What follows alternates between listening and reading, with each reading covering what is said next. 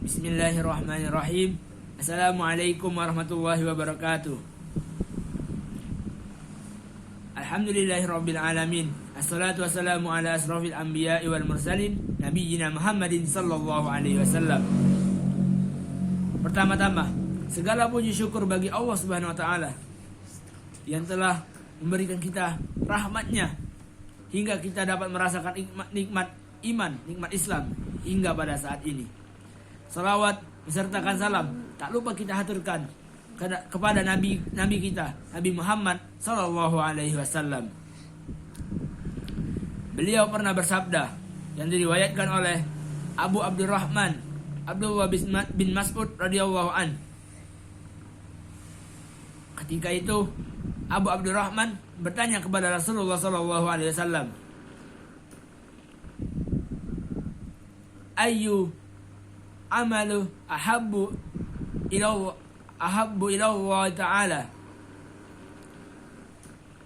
Qala Rasulullah sallallahu alaihi wasallam, "As-salatu ala waqtiha." Thumma ayyu?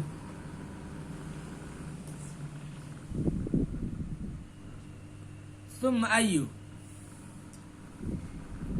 Qala birrul walidain. Thumma ayyu? Qala al-jihadu fi sabilillah. Ketika itu Abdullah bin Mas'ud atau Abu Abdurrahman bertanya kepada Rasulullah sallallahu alaihi wasallam, "Ya Rasulullah, amalan apa yang paling dicintai Allah Subhanahu wa taala?" Rasulullah sallallahu alaihi wasallam menjawab, "Amalan yang paling disukai Allah Subhanahu wa taala ialah salat pada waktunya, as-salatu ala waqtiha." Kemudian amalan apa ya Rasulullah? Rasulullah kembali menjawab, birrul walidain, bertakwa, berbakti kepada kedua orang tua. Kemudian Abdullah bin Mas'ud kembali bertanya, "Summa ayyu ya Rasulullah?" Kemudian apa ya Rasulullah? Rasulullah kembali menjawab, al-jihadu fi sabilillah. Dari hadis ini dapat kita simpulkan bahwa ada 3 amalan yang Allah Subhanahu wa taala cintai. Yang pertama, salat pada waktunya. Yang kedua, berbakti kepada orang tua, dan yang ketiga, jihad di jalan Allah Subhanahu wa taala.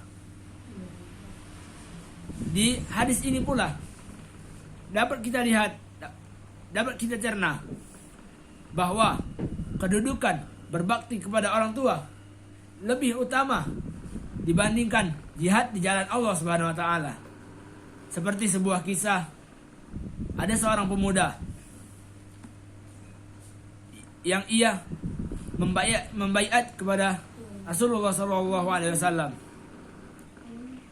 Pada suatu ketika ia ingin ikut berjihad bersama Rasulullah sallallahu alaihi wasallam. Kemudian Rasulullah sallallahu alaihi wasallam berkata, "Wahai pemuda, apakah di rumahmu engkau masih memiliki kedua orang tua?" Sang pemuda itu menjawab, "Iya Rasulullah, saya masih memilikinya." Kemudian Rasulullah sallallahu alaihi wasallam berkata, "Pulanglah. Sesungguhnya mereka adalah surgamu."